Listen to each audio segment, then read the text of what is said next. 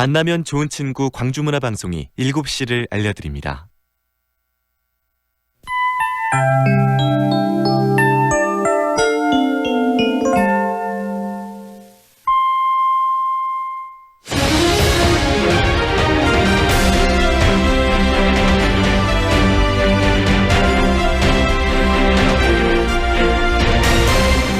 MBC 뉴스의 광장. 여러분 안녕하십니까, 황혜진입니다. 9월 19일 목요일 뉴스의 광장 시작하겠습니다. 오늘 아침 주요 뉴스입니다. 미국 중앙은행인 연방준비제도가 또다시 기준금리를 0.25%포인트 내렸습니다. 지난 1980년대 후반부터 90년대 초반까지 전국을 공포로 몰아넣었던 화성 연쇄 살인 사건의 유력한 용의자가 30여 년 만에 확인됐습니다. 경기도 파주와 연천의 아프리카 돼지열병 발병 농장에 들렸던 차량이 이미 강원과 경북 등 각지를 돌아다닌 것으로 확인돼 비상이 걸렸습니다. 검찰이 조국 법무부 장관 부인 정겸심 교수의 컴퓨터에서 딸의 대학 입시를 위해 표창장을 위조한 증거를 확보했다고 밝혔습니다. 사우디아라비아가 석유시설 공격에 쓰인 드론과 미사일 파편을 공개하며 배후에 이란이 있다고 주장했습니다. 서울 반도체 노조가 기자회견을 열고 방사능 피폭이 의심되는 직원이 150여 명에 달한다고 밝혔습니다. 뉴스의 광장 잠시 뒤 계속됩니다. 질병의 고통을 멀리합니다. 생명의 소중함을 추구합니다. 이름을 알리기보다 품질을 앞세우며 전문 의약품 개발에 땀 흘려온 환인제약. 당신 곁에는 언제나 환인제약이 있습니다. 중소기업은 대기업이 부러웠습니다. 그들의 자금력, 인력, 정보력 이런 것 없이 사업한다는 게 어디 쉬운 일이었을까요? 중소기업 사장님들, 이제 박스를 여십시오. 디지털 경영 지원 플랫폼 박스. 기업 해볼만 하실 겁니다. IBK 기업은행. 네, 첫 소식입니다. 지난 1980년대 후반부터 90년대 초반까지 전국을 공포로 몰아넣었던 화성 연쇄 살인 사건의 유력한 용의자가 약 30년 만에 확인됐습니다. 이번에 확인된 유력 용의자는 강간 살인 사건을 저질러서 현재 교도소에서 복역 중인 50대 무기수로 드러났습니다. 이기주 기자가 보도합니다. 경기 남부지방경찰청은 현재 부산의 한 교도소에 수감 중인 50대 무기수 이모 씨를 화성 연쇄 살인 사건의 유력한 용의자로 특정했다고 밝혔습니다. 지난 7월 증거물 일부를 국립과학수사연구원에 보내 DNA 분석을 의뢰한 경찰은 9차 사건 피해자와 또 다른 사건 피해자의 옷가지 등에서 채취한 DNA가 국과수 범죄 데이터베이스에 보관된 이 씨의 DNA와 일치한다는 결과를 최근 통보받았습니다. 이에 따라 경찰은 총 10차례의 화성 연쇄 살인 사건 중 다른 사건들의 증거물도 국과수에 감정을 의뢰하고 당시 수사 기록과 사건 관련자들도 다시 조사하기로 했습니다. 다만 이 씨가 화성 연쇄 살인 사건의 진범인지를 확정하기까진 약 한 달여의 시간이 더 걸릴 것으로 경찰은 보고 있습니다. 모방 범죄로 드러나 진범이 검거된 8차 사건을 제외한 나머지 9건의 미제 사건 중 이 씨가 몇 건에 관여했는지는 추가 조사가 필요한 상황입니다. 경기 남부지방경찰청은 오늘 오전 브리핑을 통해 화성 연쇄 살인 사건 유력 용의자 특정 과정과 향후 수사 계획 등을 발표할 계획입니다. 화성 연쇄 살인 사건은 지난 1986년부터 1991년까지 경기도 화성 일대에서 10명의 여성이 끔찍하게 살해된 사건으로 우리나라 최악의 미제 사건으로 남아 있었지만 사건 발생 30여 년 만에 용의자를 특정하게 됐습니다. MBC 뉴스 이기주입니다. 경기도에서 발생한 돼지열병이 다른 지역으로 확산되지 않도록 방역당국이 총력을 기울이고 있습니다. 그런데 파주와 연천의 발병 농장에 들렀던 차량이 이미 강원과 경북 등 각지를 돌아다닌 것으로 확인돼서 비상이 걸렸습니다. 한태현 기자입니다. 경북 칠곡의 한 돼지 사육 농장에 방역 활동이 한창입니다. 아프리카 돼지 열병이 발생한 경기도 연천 농장을 지난 1일 다녀온 차가 9일에 칠곡 이 농장을 들렀습니다. 9월 9일 날 동동장에 있는 동동장 돼지를 여기로 실어줬어요. 이 농가에는 돼지 2,500여 마리를 키우고 있습니다. 축산당국이 1차적으로 예찰을 해본 결과 별다른 이상 징후를 발견하지 못했습니다. 자체적으로 방역을 계속하면서 돼지 피를 뽑아 검사를 맡겼는데 확실한 결과는 이틀을 기다려야 합니다. 자돈을 이제 분양을 해야 되거든, 외부에요. 근데 외부에 분양을 못 하면 다 죽여야 돼요. 자체적으로. 강원도 원주의 사료 공장에서도 사료 운반 차량이 돼지 열병이 발생한 파주 농장에 다녀온 것으로 확인됐습니다. 잠복기인 지난 5일과 11일, 지난달 26일 잇따라 해당 농가를 방문한 겁니다. 사료 공장 측은 해당 차량 운행을 중단시키고 철원과 홍천 등 다른 방문 농가들에 대해서도 역학조사에 들어갔습니다. 돼지 열병 발생 농가를 거친 차량은 이 이외에도 더 있는 것으로 파악되고 있습니다. 농장 안으로 차량들이 들어가야 되는 구조가 거의 다예요. 우리나라 농장들은 취약하게 돼 있어서 물리적으로 소독을 그 호스에다 이렇게 뿌려서 하는. 경상북도가 앞으로 3주 동안 돼지와 분뇨를 다른 시도와 주고받지 않기로 하는 등 각 시도는 돼지 열병 바이러스를 막기 위해 전력을 기울이고 있습니다. MBC 뉴스 한태현입니다. 다음 뉴스입니다. 미국 중앙은행인 연방준비제도가 오늘 또다시 금리를 0.25%포인트 내렸습니다. 지난 7월 말에 금융위기 이후 10년 7개월 만에 기준금리를 인하한 데 이어서 연준이 두 번째로 금리를 내렸습니다. 박진주 기자가 전해드립니다. 미국 중앙은행인 연방준비제도가 기준금리를 또 인하했습니다. 미 연준은 현지 시간 19일 정례 회의에서 기준금리를 현재의 2에서 2.5%에서 1.75에서 2%로 0.25%포인트 낮춘다고 밝혔습니다. 지난 7월 말 기준금리를 인하한 데 이어 약 2달 만에 또다시 금리 인하 카드를 꺼낸 겁니다. 연준의 이 같은 조치는 미중 무역전쟁과 세계적인 경기 둔화에 따른 불확실성과 위험에 대한 선제적인 조치로 풀이됩니다. 앞서 제롬 파월 의장은 지난 7월 말 금리 인하 직후 경기 확장을 유지하기 위해 적절히 행동할 것이라면서 추가 인하 가능성을 시사했습니다. 하지만 기준금리를 마이너스 수준까지 대폭 내리라며 연준을 압박해온 트럼프 대통령은 트위터를 통해 강한 불만을 드러냈습니다. 트럼프 대통령은 파월 의장을 향해 끔찍한 의사소통자라고 비난하며 배짱도 비전도 없는 연준이 또다시 실패했다며 더 큰 폭의 금리 인하를 요구했습니다. 한편 연준위원 10명 중 7명은 이번 기준금리 인하에 찬성했지만 3명은 반대하는 등 내부 의견 대립도 고조된 것으로 드러났습니다. 연준이 기준금리를 결정하는 데 있어 이처럼 의견 차이를 보인 것은 2014년 12월 이후 처음이라고 미 경제 매체인 CNBC는 전했습니다. MBC 뉴스 박진주입니다.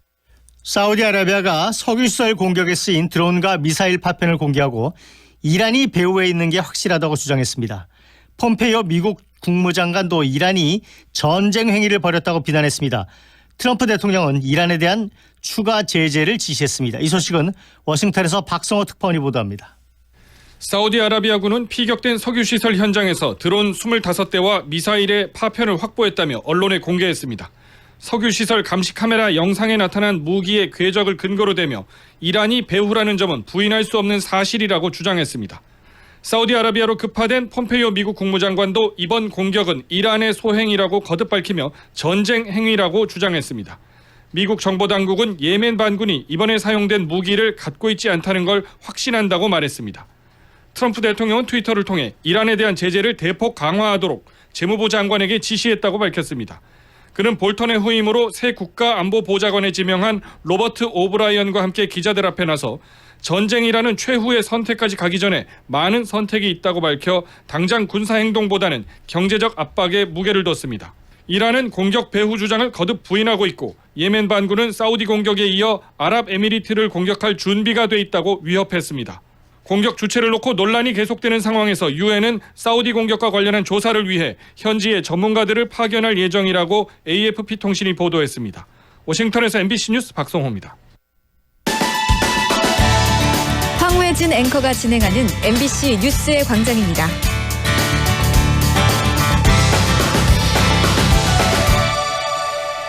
검찰이 조국 법무부 장관의 부인 정경심 교수의 컴퓨터에서 딸의 대학 입시를 위해서 표창장을 위조한 증거를 확보했다고 밝혔습니다. 이에 대해서 정 교수는 자신의 SNS를 통해서 의혹이 사실인 것처럼 보도돼 고통스럽다며 재판에서 진실이 밝혀질 것이라고 반박했습니다. 최경재 기자입니다. 서울중앙지검 특수 2부는 조국 장관의 부인 정경심 교수가 직접 한글 파일로 만든 딸의 표창장에 아들 표창장에 찍힌 직인을 스캔해 옮겨 붙인 것으로 보인다고 밝혔습니다. 또 표창장을 위조한 시점도 공소장에 적은 2012년 9월 7일보다 늦은 2013년쯤으로 파악했다고 설명했습니다. 실제 봉사활동을 했는지에 대해서도 하지 않았을 가능성이 높은 것으로 보고 있습니다. 검찰은 당초 법원에 제출한 공소장과 다른 내용을 밝히면서 재판 과정에서 공소장을 변경할 계획이라고 덧붙였습니다. 특히 이미 기소를 마친 혐의이기 때문에 오보 방지 차원에서 설명했을 뿐 피의 사실 공표에 해당되지 않는다고 강조했습니다. 이에 대해 정경심 교수는 자신의 SNS를 통해 의혹이 사실인 것처럼 보도돼 고통스럽다며 이미 기소된 사람으로서 형사 절차에서 사실관계를 밝힐 수밖에 없는 만큼 재판에서 진실이 밝혀질 것이라고 반박했습니다. 또 사모펀드 투자처에서 고문료를 받으며 동양대에 신고하지 않았다는 일부 언론 보도에 대해 규정대로 겸직 허가서를 받았다며 총장 허가를 받은 신청서를 공개하기도 했습니다. MBC 뉴스 최경재입니다. 지난달 서울 반도체 공장에서 작업 중에 방사능에 피폭된 직원이 정부 발표보다 많다는 소식 전해드린 적이 있는데요. 서울 반도체 노조가 기자회견을 열어서 방사능 피폭이 의심되는 직원이 150명에 달한다고 밝혔습니다. 정진욱 기자가 취재했습니다. 지난달 원자력 안전위원회는 서울 반도체에서 작업 중 피폭된 직원은 모두 7명이라고 밝혔습니다. 서울 반도체 노조는 안산 공장 앞에서 기자회견을 열고 피폭 의심자가 150명이 넘는다고 말했습니다. 정부 발표보다 20배나 많은 피해자가 있다는 겁니다.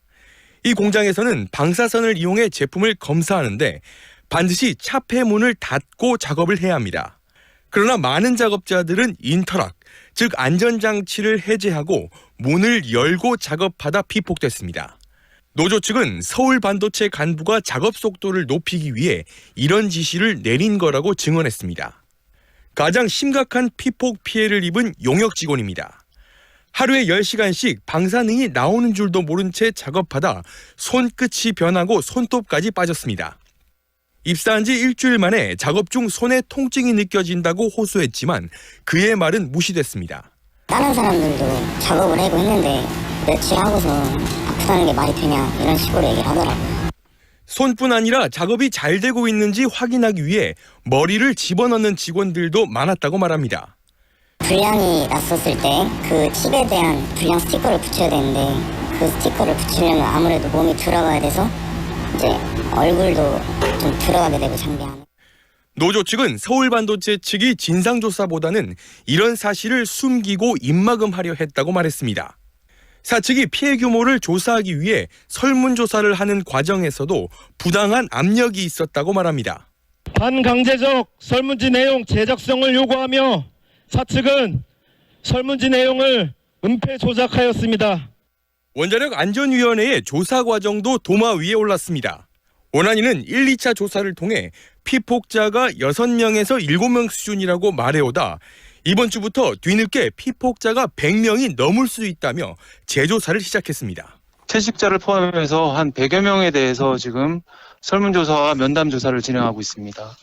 노조는 서울반도체와 용역업체 대표를 산업안전보건법 위반으로 고용노동부에 고발했습니다. 이에 대해 서울반도체는 사건을 은폐하거나 축소하려는 계획은 없었다며 관계기관과 진행 중인 조사에 성실히 임하겠다고 밝혔습니다. MBC 뉴스 정준익입니다. 정가 소식 전해드리겠습니다. 더불어민주당이 총선 불출마, 중진 물갈이 문제 등으로 술렁이고 있습니다. 총선에 나가지 않는 중진들이 많을수록 좋다는 무언의 압박이 커지면서 당내 중진들이 잔뜩 긴장하고 있다고 합니다. 손병선 기자가 취재했습니다. 일찌감치 총선 불출마를 선언한 더불어민주당 이해찬 대표, 장관직을 수행 중인 박영선 진영위원에 이어 대통령 핵심 측근인 양정철 민주연구원장과 백원우 전 의원까지 총선에 나가지 않겠다고 선언했습니다. 유은혜 사회부총리와 김현미 국토교통부 장관까지 불출마설이 보도되면서 민주당은 한 번 더 술렁였습니다. 조국 청문회가 후임자를 구하기 더욱 어렵게 만들었고 물갈이도 필요한 만큼 당 지도부도 내심 바라는 일이지만 유은혜 부총리는 불출마설을 부인했습니다. 제 의사의 확인 과정이 없었다는 말씀을 드리고요. 거취 문제는 임명권자의 결정을 존중할 것이고요. 김현미 장관은 주변의 출마 의사를 밝히면서도 실제 총선에 나갈지 고심 중인 걸로 전해졌습니다. 물갈이 공천을 통한 민주당의 총선 전략은 신인에게 10에서 20%의 가산점을 주는 혁신공천 제도에서도 엿보입니다. 하지만 86그룹과 중진들을 기득권 세력 취급해 물갈이 대상으로 삼는 게 말이 되냐는 반발도 나오고 있습니다. 공천을 앞두고 이해찬 대표의 분노 조절 장애가 염려된다는 문자 메시지가 송영길 의원에게 전달된 것도 같은 맥락으로 보입니다. 이해찬 대표는 인위적인 물갈이는 없을 것이라며 진화에 나섰습니다.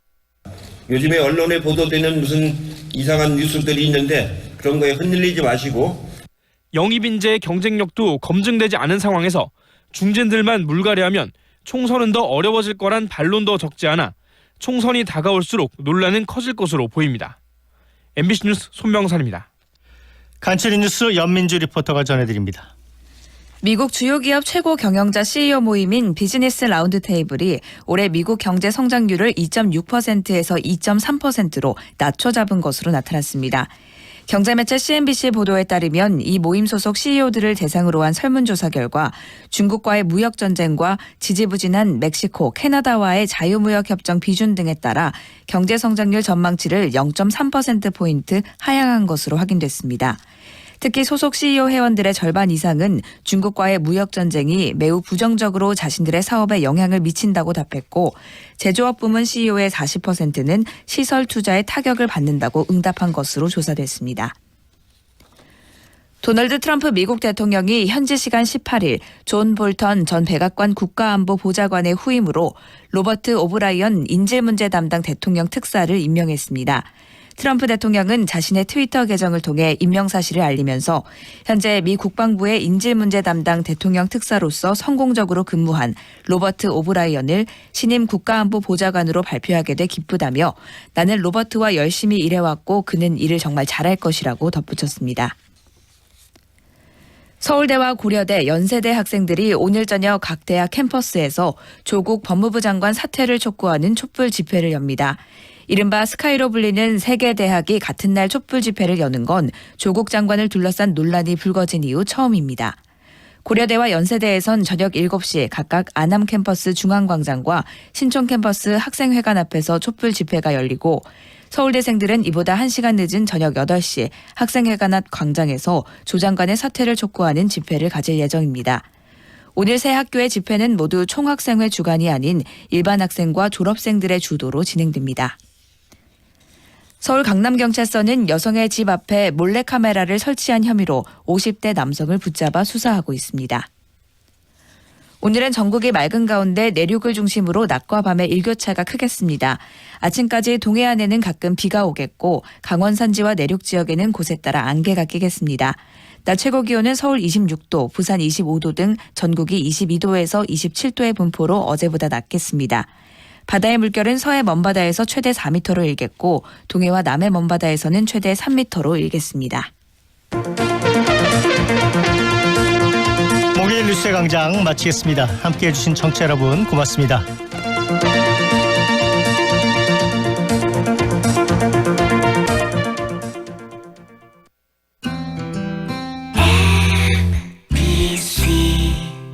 점토벽돌, 친환경, 수질정화, 건축외장재 분야 전문기업 세라코, 광주 전남 유일의 점토벽돌 제조회사 세라코, 창조와 혁신을 선도하는 명문기업 세라코가 건축 분야의 새로운 패러다임을 제시합니다.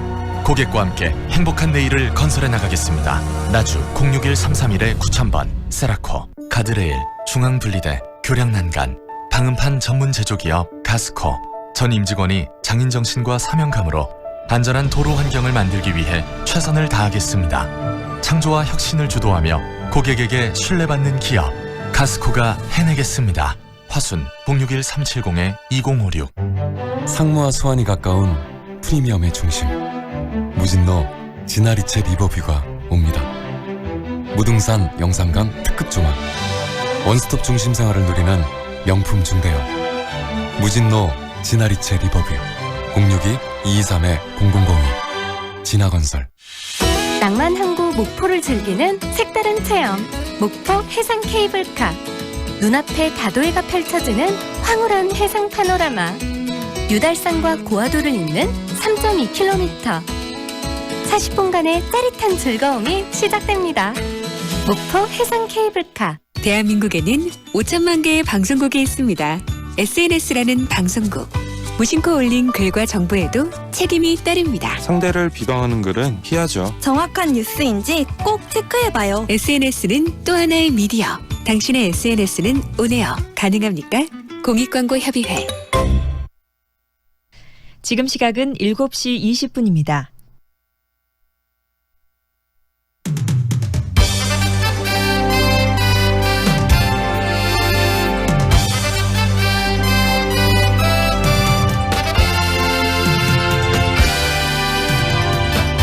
황동현의 시선 집중. 청취자 여러분 안녕하십니까, 황동현입니다. 얼마 전 조국 법무부 장관을 만난 청년노동시민단체 청년전태일의 김종민 대표는 황동현의 시선 집중에 출연해서 기득권을 통해 여러 이익을 취하는 건 진보와 보수가 따로 없다는 이야기를 했습니다. 그리고 하루하루를 살아가는데 고통을 겪는 청년들을 위한 최소한의 장치를 만들어내야 한다고도 말했는데요. 20대의 꽃다운 나이에 비정규직으로 힘겹게 살아가는 청년들이 우리 주변에는 너무 많습니다. 어떤 청년들은 장학금이라는 명목으로 지급되는 돈의 혜택 속에서 살지만 대다수 청년들은 하루 끼니를 컵라면으로 때우고 또 빚에 허덕이고 있는 겁니다. 본인의 자식들이 귀하고 소중하면 대한민국이라는 한 공간에서 살아가는 많은 청년들도 또 소중하고 귀합니다. 온갖 편법과 부정으로 좋은 스펙과 직장을 자녀들에게 만들어주기 전에 공정한 사회 룰에 대한 고민을 먼저 할 줄 아는 사람이 진정한 대한민국의 리더일 겁니다. 최근 언론에 오르내리는 대한민국의 리더라는 분들이 꼭 명심해야 할 부분입니다. 황동현의 시선 집중 시작합니다. 날씨 정보입니다. 쌀쌀한 날씨에 몸이 움츠러드는 아침인데요. 밤사이 북쪽에서 찬 공기가 내려오면서 기온이 크게 떨어졌습니다. 어제 같은 시각보다 5도 정도 기온이 낮아졌는데 광주는 14도 보이고 있고요. 출근길 겉옷 꼭 챙겨 입고 나오시기 바랍니다. 낮에는 기온이 10도 이상 오르면서 일교차가 크겠습니다. 서울과 대구는 26도, 광주와 부산은 25도 선에 머물겠습니다. 오늘 맑은 하늘 드러나면서 공기도 깨끗하겠습니다. 그 밖에 이번 주말에는 가을 태풍이 한반도로 북상할 것으로 보이는데요. 현재 일본 오키나와 남동쪽 먼 해상에서 열대 저압부가 17호 태풍으로 발달할 것으로 보이는데 이에 따라 주말인 모레 강원과 충청 이남을 시작으로 전국에 비바람이 불겠고 다음 주까지 이어지겠습니다. 계속해서 교통정보입니다. 광주 시내도로에 사고 구간이 있는데요. 무진대로 어등대교에서 광주여대 방향으로 무역회관 1차로에서 승용차 간에 사고 났습니다. 이 사고 여파로 정체가 심하게 나타나고 있는데요. 현재 수습하고 있지만 시간이 더 걸릴 것으로 보입니다. 시간 여유 가지고 나오셔야겠습니다. 하남대로 흑석 사거리에서 신가지구 입구 사거리 방향 밀려 지나고 있습니다. 지금까지 좋은 아침 좋은 일자리 광주 전문 취업어필 사랑방 사랑방자 협찬 날씨와 교통정보였습니다. 뉴스 골라주는 남자 김두식 아나운서가 골라온 뉴스로 오늘 황동현의 시선 집중 시작합니다. 안녕하세요. 네, 안녕하십니까. 김두식 아나운서 첫 번째로 어떤 뉴스 골라오셨습니까? 네, 지난 1986년부터 91년까지 경기도 화성 일대에서 부녀자 10명이 희생됐던 화성 연쇄 살인사건의 용의자가 특정됐다는 소식입니다. 경찰이 최근 DNA 분석을 통해 확인한 용의자는 현재 교도소에 수감돼 있는 것으로 알려졌습니다.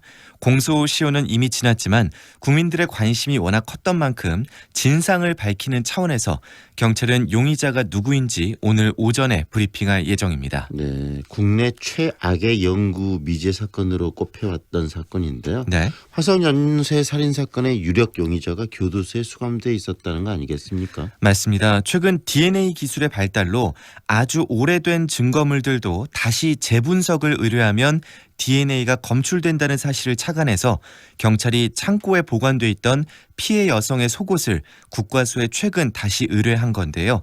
지난 7월 국과수로부터 DNA가 일치하는 대상자를 찾았다는 소식을 통보받은 겁니다. 그리고 경찰은 이를 토대로 용의자를 지목했습니다. 경찰은 오늘 오전에 브리핑을 하겠다라고 이야기를 했습니다만 언론사들은 이미 어제 저녁에 용의자에 대한 취재 결과를 내놓았죠. 그렇습니다. 1994년 처제를 성폭행한 뒤 살해하고 시신을 유기해 무기징역을 선고받고 교도소에 복역 중인 50대 남성 이모 씨로 보도되고 있습니다. 국과수 감정 결과 이 씨의 DNA 정보가 화성 연쇄 살인 사건 범인의 체액 등 DNA 정보 2건과 일치하는 것으로 나타났는데요. 누리꾼들은 화성 사건의 범인은 교도소에 수감이 돼 있거나 이미 죽었을 것이라고 말했던 연쇄살인마 유영철의 말이 맞았다며 충격이라는 댓글을 달고 있습니다. 유영철은 모 인터뷰에서 그렇지 않으면 살인 행각을 멈출 수 없기 때문이라고 밝힌 바 있습니다. 네. 한편 유력 용의자 이 씨가 범인으로 확인이 돼도 마지막 10차 사건 역시 13년 전에 공소시효가 끝났기에 법적으로 처벌할 수는 없는 것으로 알려졌습니다. 경찰은 피의자 진술과 수사 기록 등을 한 달여간 검토한 뒤 이 씨가 범인인지 최종 결론을 내린다는 계획입니다. 두 번째로 골라온 뉴스는 어떤 겁니까? 네, 정년 없는 사회가 온다는 소식입니다. 정부가 내년부터 현행 법정 정년인 60세 이상의 고령자를 계속 고용하는 기업에 장려금을 지원하기로 했습니다. 오는 2022년에는 정년을 없애거나 정년을 연장하거나 아니면 정년은 그대로 두고 60세 이상의 직원을 새로 고용하는 등의 방법으로 사실상 정년을 없애는 방안을 검토하기로 했습니다. 또 외국 인력을 적극적으로 받아들이는 정책도 추진하기로 했는데요. 실효성이 떨어진다는 지적을 받아온 저출산 대책을 넘어서 고용대책 변화로 이 초고령 사회에 대응하겠다는 겁니다. 한마디로 인구 정책의 패러다임을 좀 바꿔보겠다라는 말로 들립니다. 그렇습니다. 우리나라는 극심한 저출산 현상으로 올해부터 생산 가능 인구가 감소하기 시작했고 이에 따른 성장 동력 고갈 문제가 대두되고 있습니다.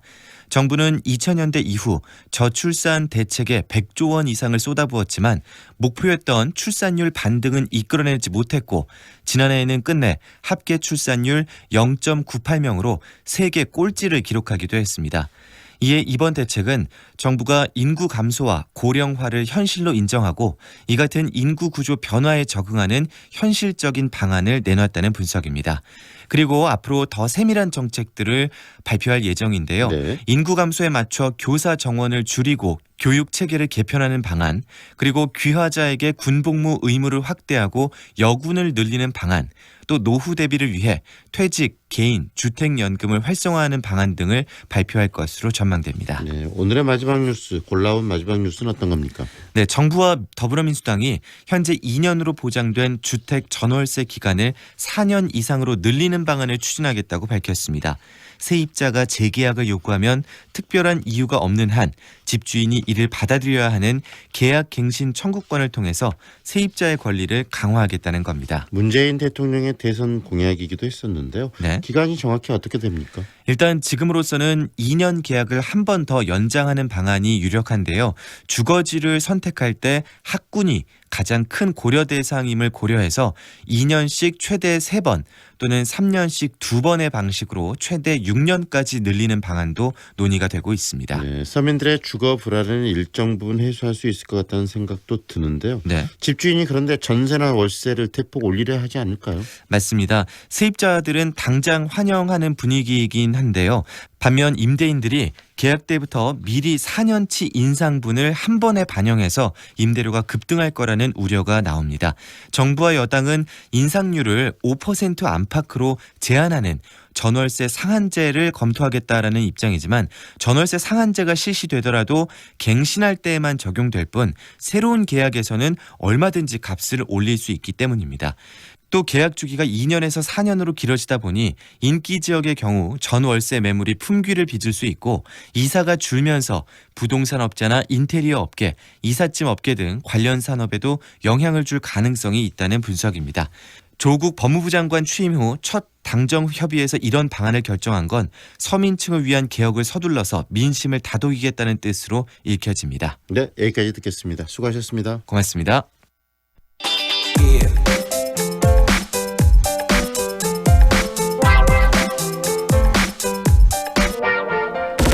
공중 화장실의 휴지통을 없애는 제도를 시행한 지도 2년째가 돼 갑니다. 하지만 여전히 현장에서는 혼란이 많고요. 또 여러 문제가 발생하고 있다고 합니다. 관련 내용 신혜빈 리포터가 취재했습니다. 어서 오세요. 네, 안녕하세요. 지난해 1월 1일부터 공중화장실 등에 관한 법률 시행령이 적용되면서 공중화장실의 휴지통이 사라졌습니다.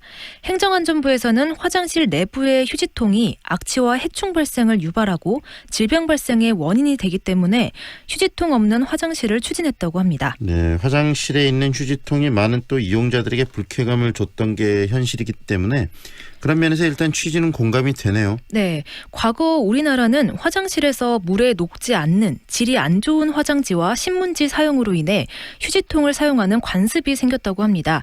하지만 요새 시중에 있는 화장지들은 길어도 20초 안으로 물에 녹기 때문에 휴지를 변기통에 버려도 막힘의 원인이 되지 않고요. 미국 등 대부분의 선진국들도 화장실에 휴지통이 없다고 합니다. 이런 면에서 휴지통을 없앤 배경과 취지에는 충분히 공감을 하지만 광주시의 여러 공중화장실을 방문해보니 현장이 깨끗해지기는커녕 오히려 더 더러워진 곳도 있고 혼란스러운 상황이었습니다. 현장에서 시민들을 만나 이야기 들어봤습니다. 그러니까 뭐 장단이 있는 것 같긴 한데요. 휴지통이 없으면 냄새도 안 나고 깨끗하거나 위생적인 건 좋은데 반대로 저는 보통 저의 위생을 위해서 물티슈를 자주 쓰는 편인데 또 그거를 버리지 말라 그러더라고요. 변기에는 뭐 그럼 밖에다 버려야 되는지 제가 뭐 거기서 처리를 할 수가 없잖아요. 뭐 그렇게 번거로운 점도 있고 그래서 어두운 면이랑 밝은 면이 있는 것 같아요. 더럽더라고요. 화장실 갈 때마다 변기 옆에 막 그 휴지도 막 이렇게 널브러져 있고 이렇게 물티슈 가지고 사용하는 사람들 어디다 둬야 될지도 몰라서 바닥에 버리고 뭔가 휴지는 변기에 버리지 말아야 된다는 인식이 강해가지고 그걸 버리면은 뭐 환경이 오염되지는 않을까? 변기가 막히지는 않을까? 뭐 이런 생각이 들다 보니까 오히려 더 화장실을 더럽게 쓰게 만드는 것 같은 그런 생각이 전 드는 것 같아요. 화장실이 오히려 더 더러워졌다라는 이야기도 나오고 그러는데요. 구체적으로 어떤 상황입니까? 네, 공중화장실 등에 관한 법률 시행령이 적용된 초기에는 이런 사항을 모르는 화장실 이용자들이 바닥에 사용한 휴지나 쓰레기를 버리면서 악취, 미관상의 불쾌감 등의 문제를 발생시켰고요. 요즘은 어느 정도 제도가 정착이 되면서 바닥에 버려지는 휴지나 쓰레기 양이 크게 줄기는 했지만 아직까지도 장소와 때에 따라 많은 양의 쓰레기가 바닥에 쌓이고 있는 상황입니다. 이 제도가 시행된 지 지금 2년이 다 돼간다고 이야기를 했는데 왜 이런 혼란이 계속되는 거죠? 네, 시민들이 이 제도에 적응을 하기가 쉽지 않은 상황입니다.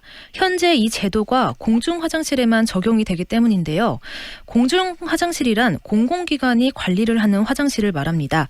이런 공중화장실을 제외한 민간 화장실에는 적용이 되지 않고 있고 지금도 개인 소유의 화장실에서는 변기에 휴지를 버리지 말아주세요라는 문구와 함께 쓰레기통이 비치돼 있습니다.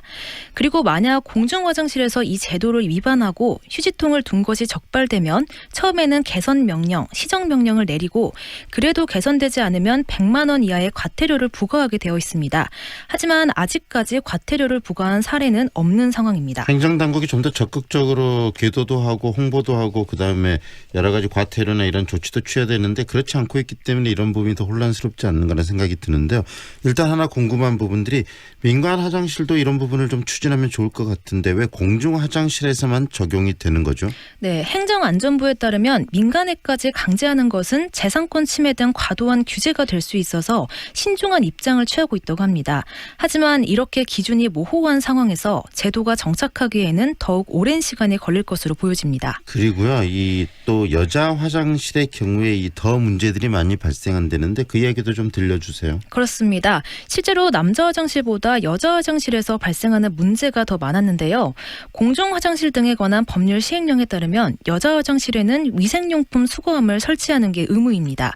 그래서 공중 화장실에는 대부분 설치가 되어 있지만 여성 위생용품이 위생용품 수거함이 아닌 변기에 버려지는 일이 많아지고 또 물에 녹지 않는 물티슈를 사용하고 변기에 버리면서 변기가 자주 막히게 되는 문제가 발생했다고 합니다.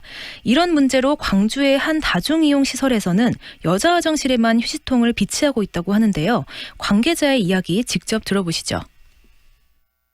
그러니까 저희가 운영하는 화장실은 그 공공 화장실이 아니라서 휴지통을 없앨 의무는 없지만 위생상 관리하기가 편하다거나 뭐 그런 장점이 있을 것 같아서 휴지통을 없애게 됐습니다. 남자 화장실은 큰 문제가 없었는데요. 여자 화장실 같은 경우에는 그 여성 고객분들께서 아무래도 물티슈나 여성용품을 사용하시다 보니까 변기가 좀 막히는 문제가 생겼었어요. 변기가 이제 막혀 있다거나 하면 변기 바깥에다가 버리시는 경우도 있었고요. 그러다 보니까 오히려 위생상 여러 가지 단점들이 있어서 나중에 상황이 바뀌면 휴지통을 다시 없앨 수도 있겠지만 아직까지는 여자 화장실만큼은 휴지통을 그대로 두는 게 고객 편의나 위생상 더 장점이 크기 때문에 결국은 청결 그리고 위생을 위해서 화장실에서 휴지통을 없애는 제도를 시행했지만 오히려 현장은 혼란스럽고 더 불쾌한 상황도 만들어지고 있다는 이야기인데요. 화장실을 관리하는 입장에서는 굉장히 편치 않을 것 같습니다. 네, 공중 화장실이 아닌 민간 화장실에서는 관리를 철저하게 하는 것도 인건비 등의 부담으로 와닿기 때문에 사라졌던 휴지통들이 다시 비치되고 있는 실정입니다. 행정당국은 이런 상황에 대해서 알고 있습니까? 네, 입장을 모두 들어봤는데요. 이 광주시도 행정안전부도 공중 화장실에는 인력을 늘려 관리를 철저하게 하고 있고 다른 화장실에도 적용을 해가고 있는 단계다라고 말할 뿐 현재 현장에서 발생하고 있는 문제 사항에 대한 공감이 부족한 상황이고 대안을 만들어 보완을 하는 것도 논의가 되고 있지 않았습니다. 그렇다면 앞으로의 휴지통 존치 여부에 대해서 이 방향성이 중요할 것 같은데 어떤 입장이던가요? 네, 앞으로도 공중 화장실에는 휴지통이 없을 계획이고 현재는 제도의 계도 기간이고 시행된 지 얼마 안 된 만큼 시간을 두고 더 지켜보겠다는 입장인데요. 행정안전부의 관계자 이야기 들어보시죠. 화장실 없애기, 휴지통 없애기에 대해서는 이제 지속적으로 홍보를 위해서 스티커라든지 전단을 이렇게 배포를 해서 계속적으로 홍보를 지금 하고 있는 상황입니다. 저희들로서는 일단은 갑자기 끼면은 또 혼선이 생기기 때문에 1년 좀 지난 상황인데 그에 대해서 지금 우리가 이런 문제점이 발생하고 있다라는 것을 모니터링을 하면서 추이를 지켜봐야 되지 않을까 싶습니다. 보다 적극적으로 이제 행정당국이 이런 부분들에 대해서 홍보도 하고 또 여러 가지 뭐 과태료 부과랄지 그런 행정행위를 통해서 좀 정착될 수 있도록 해야 되겠지 않을까라는 생각이 드는데요. 네, 휴지통 없는 화장실의 적용 범위를 더 늘려서 시민들이 현장에서 혼란을 갖지 않게끔 해야 한다는 생각이 들고요. 현재 발생하고 있는 혼란과 문제 사항을 철저히 파악을 하고 보완책을 신속하게 마련해야 할 것 같습니다. 네, 시행 2년을 앞두고 있는 이 휴지통, 화장실 휴지통을 없애는 이 정책 빨리 좀 뿌리를 내렸으면 좋겠고요. 좀 적절하게 이 상황을 좀 짚어주셨네요. 우리 신혜빈 리포터가. 오늘 말씀 여기까지 듣겠습니다. 고맙습니다. 네, 고맙습니다. 지금까지 신혜빈 리포터였습니다.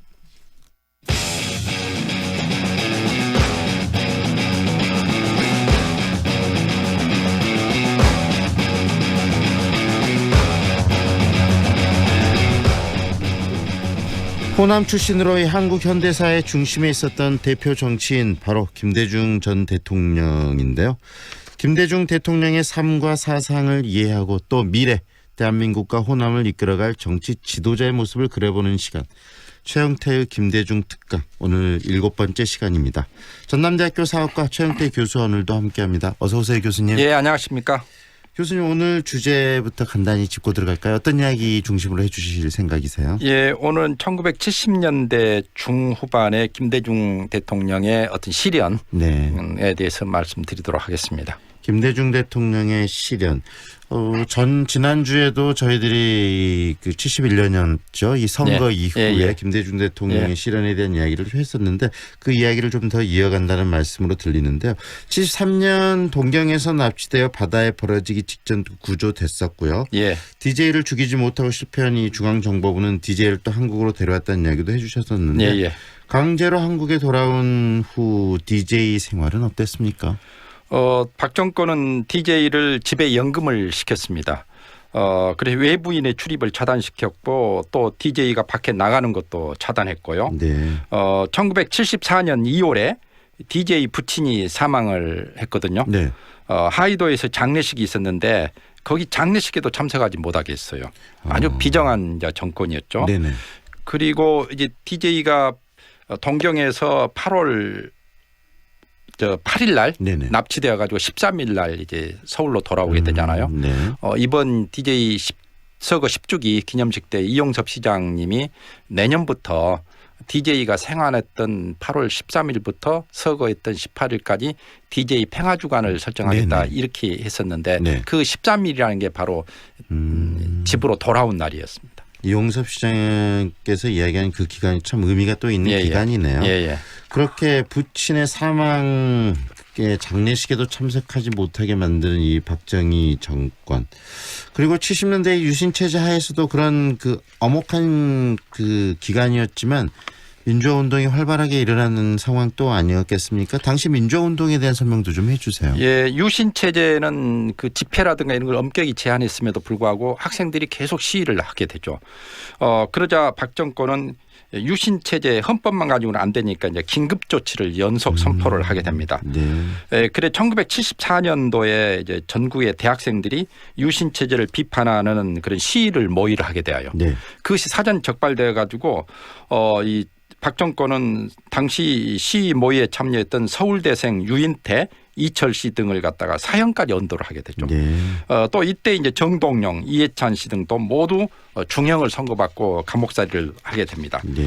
강주에서도 전남대 재학생이었던 윤한봉 씨나 김상윤 씨 등 10여 명 이상이 구속되어 가지고 중형을 선고받게 되죠. 박 정권 때 가장 악랄한 인권 탄압 사례로 흔히 이제 인혁당 사건을 들고 있습니다. 이것은 1975년에 이제 박 정권을 비판했던 도혜종, 여정남 등 8명에게 대법원이 사형 선고를 내리자 그 다음 날 오전에 형을 집행해 버립니다.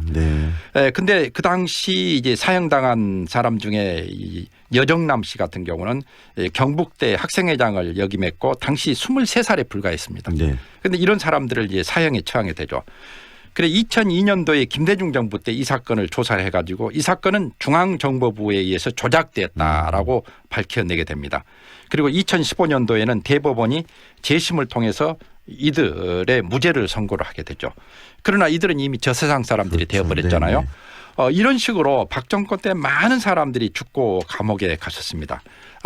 그래 이런 상황을 갖다가 1977년도에 강주의 중앙여고 국어 선생님이었던 양성우 시인이 겨울공화국이라는 시집을 출판하게 되죠. 그래서 유신 체제를 겨울공화국으로 이제 비유를 하게 되고 하셨군요. 또 어떤 사람들은 북한의 동토공화국을 비유해 가지고 유신 체제 때의 대한민국을 동토공화국으로 이렇게 비유를 하기도 했습니다. 정말 들어보니까 짧게 정리를 해주셨지만 정말 엄혹하고요. 독재 체제가 얼마나 악랄하게 이 국민들을 또 핍박했는지를 그대로 느끼게 되는데 그런 악랄한 시절, 핍박의 시절 그리고 또 이렇게 뭐 인혁당 사건도 말씀해 주셨는데 바로 다음 날 사형까지 처해버리는 그런 상황 속에서 이 유신 체제에 대해서 이 김대중 전 대통령께서는 어떻게 또 저항을 하셨는지도 궁금한데요. 예, DJ는 감시받는 신분이었지만 이 박 정권의 포갑 정치에 도저히 참을 수가 없었습니다.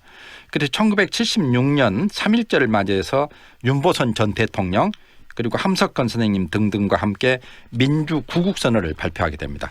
이 구국선언의 내용은 이제 박 정권의 독재 정치를 비판하고 민주주의 실현, 민족 통일을 갖다가 역설한 선언문이죠.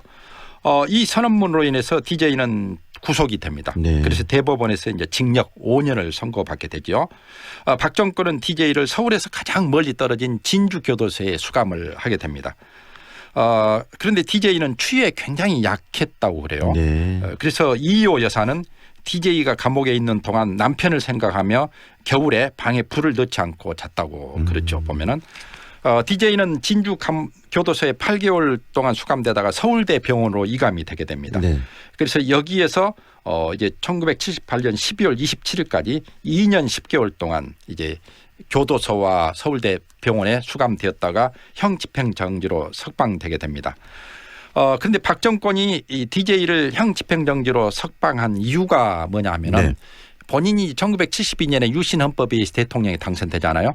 다음에 6년 임기에서 1978년에 다시 대통령이 당선됩니다. 그 대통령이 당선된 기념으로 이제 석방을 하게 되죠. 그런데 1972년 대통령 선거 때 이제 체육관에서 선거를 하면서 무효표가 2표 나왔다고 지난번에 말씀드렸죠. 1978년 선거 때는 2,578명이 대의원이 네. 선거에 참여하는데 이 중에서 2,577표를 얻게 되고 무효표가 1표가 나오게 됩니다. 네. 그러니까 상상하면은 72년에 무효표 2표, 78년에 무효표 1표 이건 아마 꾸며낸 게 아닌가. 모든 것을 사전에 찬성표로 만들어 놓고 100% 찬성을 하기가 뭐하니까 그렇죠. 2표, 1표 무효표를 만드는 이런 식으로 이제 하게 되는 것이죠 보면은. 그래서 이것은 두 번 선거 모두 민주주의를 모욕한 선거였죠. 세계 역사, 민주주의 역사에서도 없는 그런 그렇죠. 선거였을 것 같아요. 예, 예. 그런 상황들이었는데 그리고 방금 말씀하셨는데 그 김대중 전 대통령이 진주 교도소에 갇혀 있었을 때 이휘호 여사가 보낸 그 빨간 털신 예. 그것이 지금 이제 노벨 박물관에 그 사진으로 전시가 되어 있더라고요. 그 사진을 이렇게 감고 있는 김대중 대통령의 모습이 그때가 참 정말 힘들게 이 투쟁을 하셨던 시절이 아닌가라는 생각도 드는데요. 그리고 70년대 말에 또 이 김대중 전 대통령과 김영삼 전 대통령이 유신 체제를 종식시키기 위해서 또 굉장히 협력하던 시대 아니겠습니까? 그렇죠. 그 1978년에 DJ를 석방을 하긴 하지만은 집에 연금을 시켰거든요. 그런 쪽에서 다음에 1979년 5월 30일 날 신민당 전당대회가 열립니다. 그래 김영삼 대 이철승의 대결이었는데 네. 물론 다른 분들도 출마를 했었어요. 그러나 주로 이제 김영삼 대 이철승의 대결이었습니다. 당시 이철승 씨는 중도 통합론을 내걸면서 박정권과 타협적이었어요. 반면에 김영삼 씨는 이제 선명 야당론을 내걸었죠. DJ는 이철승 갖고는 안 되겠다 해가지고 김영삼을 지지하기로 이제 결심을 하게 됩니다. 네. 그래서 가까운 후보들을 설득시켜가지고 사퇴를 시키고 김영삼을 지지를 하게 합니다.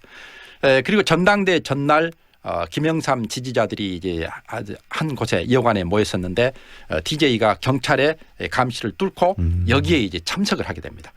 그래서 여기에서 DJ가 이제 김영삼 지지자들에게 나를 김영삼 경쟁자로만 보지 마라. 나는 이 상황에서 김영삼 씨를 절대적으로 지지한다. 네. 그러니까 똘똘 뭉쳐서 김영삼을 총재로 뽑아가지고 박정권에 대항하자 이렇게 이제 호소를 하게 되고 열렬한 박수를 받게 되죠. 그래 다음 날 이제 전당대회 결과가 나오는데 그럼에도 불구하고 김영삼 씨가 11표 차이로 어렵게 승리를 하게 됩니다. 그렇네요. 쉽지 않게 이겼네요. 그래서 사람들은 DJ가 김영삼을 이때 지지하지 않았더라면 아마 이철승 씨가 되었고 그러면 우리 역사에서 유신 종말이라든가 이런 것들은 훨씬 시간이 더 기다려야 했을 거다 이렇게 예상을 하게 되죠. 김영삼 전 대통령이 신민당 총재로 선출된 이후에 적극적으로 유신의 반대 투쟁을 했고 그렇죠. 그것이 또 부마 항쟁으로 이어지는 거 아니겠습니까? 그래 이제 DJ와 김영삼은 40년 동안 치열하게 싸웠지만 손을 잡아야 할 때는 꼭 손을 잡는 그런 의미에서 두 사람은 큰 정치인이다 이렇게 이제 평가를 하고 있죠. 김영삼 씨가 신민당 총재로 선출된 후에 이제 강력한 대여 투쟁에 나서게 됩니다. 그러자 박정권이 음모를 꾸며요.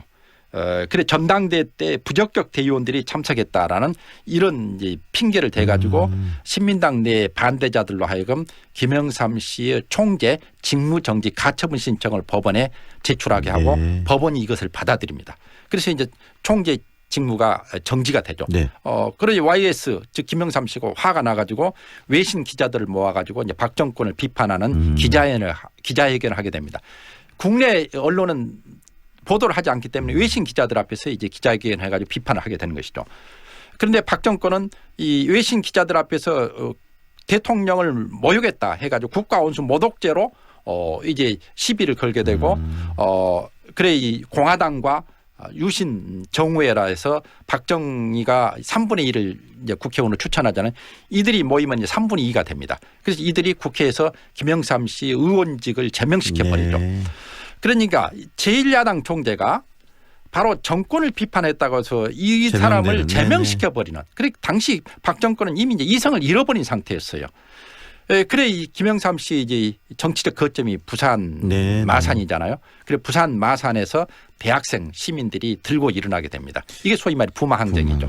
그때 이거 유명한 닭의 목을 비틀어도 새벽은 온다는 말이 그렇죠. 그 즈음에 지금 나온 말이었네요. YS가 한 말이죠. 그러니까 김영삼 전 대통령이 한 굉장히 유명한 말인데 그만큼 치열하게 이 유신 정권에 맞서서 김영삼 전 대통령 그리고 김대중 전 대통령이 서로 연대해서 싸웠고요. 그런 과정을 통해서 결국은 박정희 전 대통령이 사망을 하게 되지 않습니까? 그때 이렇게 이렇게 치열하게 싸웠던 김대중 전 대통령의 반응이 궁금한데요. 예, DJ는 이제 새벽 4시에 11.6 사태와 관련해 가지고 그 다음 날 새벽 4시에 미국에서 걸려온 전화를 통해서 박정희가 죽었다라는 소식을 알게 되었다고 그럽니다. 네. 그리고 DJ에게 박정희는 악연 중에 악연이었잖아요. 71년 교통사고로 그렇죠. 그리고 73년 납치해서 죽이려고 했고 또 2년 10개월 동안 감옥과 병원에 이제 살게 했고요. 또 집에 연금시켰고 그럼에도 불구하고 DJ는 박정희가 김재규에 의해서 살해된 현실을 그렇게 긍정적으로 평가하지를 않았습니다. 네. 좀 의외죠. 왜 그랬냐면 DJ는 민주주의는 쿠데타나 암살로 되는 게 아니라 국민의 힘에 의해 이루어져야 한다고 그렇게 생각을 했습니다. 네. 그래서 암살에 의해서 DJ가 박정희 씨가 이제 죽게 된 것을 갖다가 네. 그렇게 긍정적으로 평가하지 않았다고 그러죠. 그래서 박정희를 죽인 김재규를 인간적으로는 연민했지만 그 행위를 높게 평가한다는 그러지는 않았다고 그럽니다. 네, 굉장히 그래서 어떤 목적의 정당성까지도 중요하게 여겼던 분이 바로 그렇죠. 김대중 전 대통령이시네요. 예. 네, 오늘은 여기까지 듣고요. 그 다음에 또 이어서 그 이후의 이야기를 이어가도록 하겠습니다. 오늘 말씀 잘 들었습니다, 교수님. 예, 감사합니다. 지금까지 전남대학교 사학과 최영태 교수와 함께했습니다. 한순간 흥분해서 보복운전을 한다면? 사고가 안 나도 범죄입니다. 보복운전은 단 한 차례만 시도해도 엄중 처벌받는다는 걸 명심하세요. 안전한 운전문화 만들기 현대오일뱅크가 함께합니다. 주유소는 현대 오일뱅크. 화순 더힐 314 자연친화형 설계 예술적인 감성을 담아낸 더힐 314 쾌적한 자연과 여유 있는 삶의 가치를 실현하는 도시명 전원주택 단지 청정화순 더힐 314로 여러분을 초대합니다. 분양문의 061-373-0314 주 우청화. 광주 남구에 8년 올전세 아파트가 공급된다는데 만 19세 이상 무주택자면 청약통장 없이 가능하대. 8년 동안 이사 걱정도 없고 세금 걱정도 없고 단지 주변 공원과 스마트 시스템으로 쾌적하고 편리한 생활까지. 남구 도시첨단 남해온네트 10월 오픈 예정 062-382-0024 남해종합건설. 좁은 국토를 효율적으로 활용하여 에너지 영토를 넓혀가는 기업이 있습니다. 탑솔라. 생명의 가치를 높이고 미래의 변화를 준비합니다. 하늘의 태양을 땅의 태양으로 탑솔라. 안녕하세요. 국제농업박람회 홍보대사 송가인이어라. 2019 국제농업박람회가 전라남도 농업기술원에서 10월 17일부터 27일까지 열립니다. 농업이 바꾸는 새로운 세상 국제농업박람회로 고고! 아따 싸게 가장께. 귀농 귀촌 전라북도에서 답을 찾다. 1:1 맞춤형 상담 정책 주택 농지 귀농귀촌 정보의 모든 것 9월 27일 28일 양일간 광주 김대중 컨벤션 센터. 귀농귀촌 전라북도에 답이 있습니다. 2019 전라북도 귀농귀촌 상담 홍보전. 황동현의 시선집중 1부는 여기까지입니다. 잠시 후 광주 MBC 라디오 칼럼과 아침 종합 뉴스가 이어지고요. 황동현의 시선집중 2부 3부는 8시 10분 다시 여러분과 함께하겠습니다.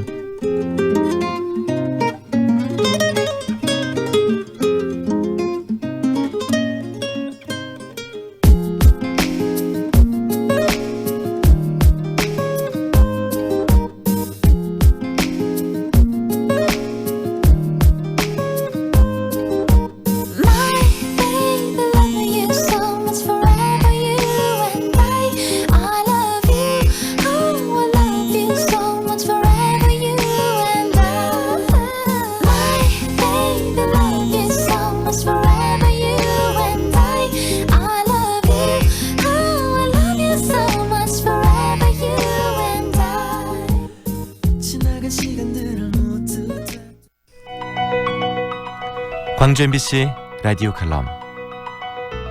라디오 칼럼은 여러 전문가들의 의견을 통해 한국 사회의 방향과 광주 전남의 미래 비전을 찾는 시간입니다.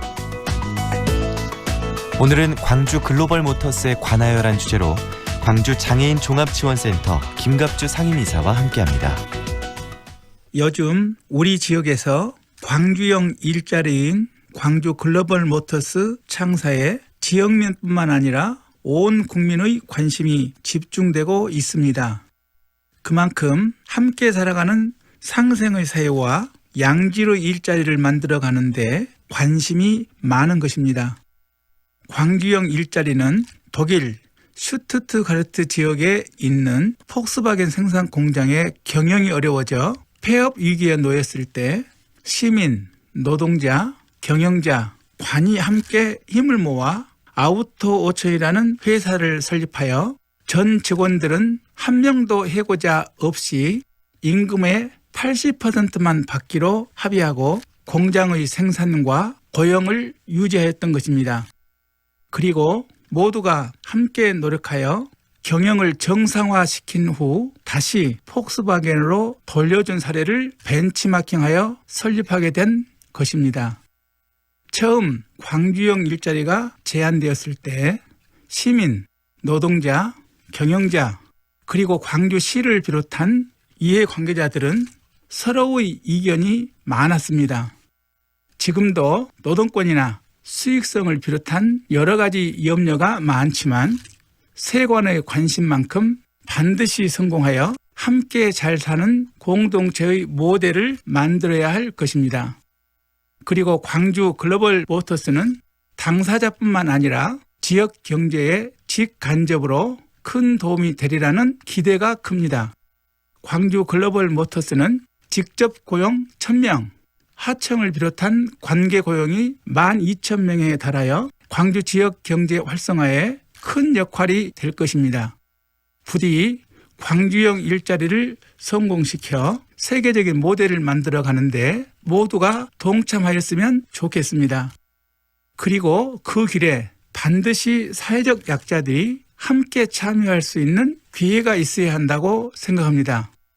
장애인을 비롯한 다문화, 수급자 등에게 일정한 쿼터의 직접 고용과 하청을 주어 함께 살아가는 선진적 모델을 만들어 가야 할 것입니다.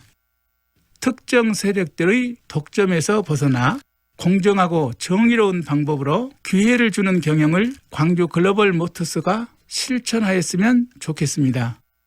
삼성전자가 장애인들의 고용을 위해 무궁화전자를 설립하였고 수백 명의 장애인들을 고용하여 자사의 납품은 물론 무궁화전자의 제품을 생산하여 판매하게 함으로써 장애인들의 요람이 되고 있습니다. 광주형 일자리가 장애인들을 비롯한 사회적 약자들에게 일할 수 있는 기회를 주어 모두의 희망이 되기를 기대해 봅니다. 김갑주 상임이사는 시각장애를 이겨낸 기업가로 여러 장애인 기관을 만들어 장애인들에게 희망을 주었고 지금은 광주 장애인 종합지원센터 상임이사로 근무하며 모든 장애인들의 삶을 향상시키는 데 앞장서고 있습니다.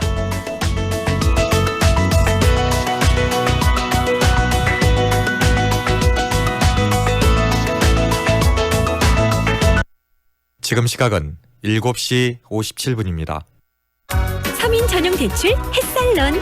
창업자금 최고 5천만 원, 운영자금 최고 2천만 원, 생계자금 최고 1,000만 원, 신용등급 6에서 10등급 자영업자, 근로자 또는 저소득 기초생활수급자까지 서민 전문 대출 햇살론도 광주 문화신협에서 광주 266-4150. 한순간 흥분해서 보복운전을 한다면? 사고가 안 나도 범죄입니다.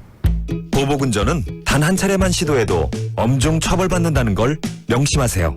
안전한 운전문화 만들기 현대오일뱅크가 함께합니다. 주유소는 현대 오일뱅크. 무더위를 날릴 시원한 소식을 전합니다. 고품격 커뮤니티 풀퍼니시드 시스템에 놀라고 살아보고 결정하는 4년 전세 선택형에 반하고 어딘지 궁금하시죠? 충장 유탑 유블레스 홍보관 오픈 중. 문의 1899-1066 유탑건설.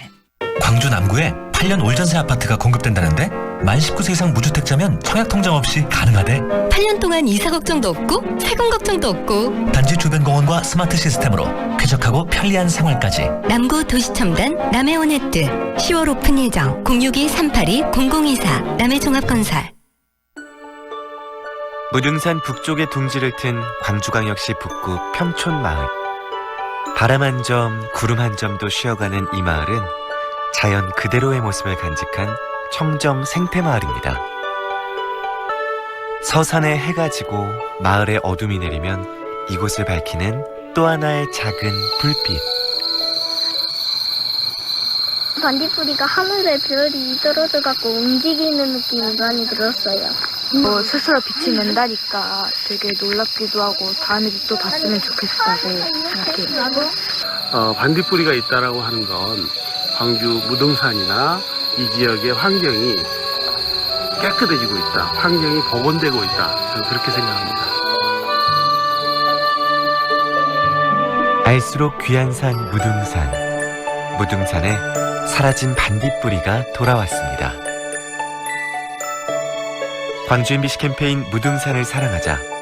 이 캠페인은 현대해상, SK 브로드밴드, 현대모비스와 함께합니다. AM 819kHz, 표준 FM 93.9MHz, 광주 MBC 라디오입니다. HLCN. 지금은 강인함과 세련됨이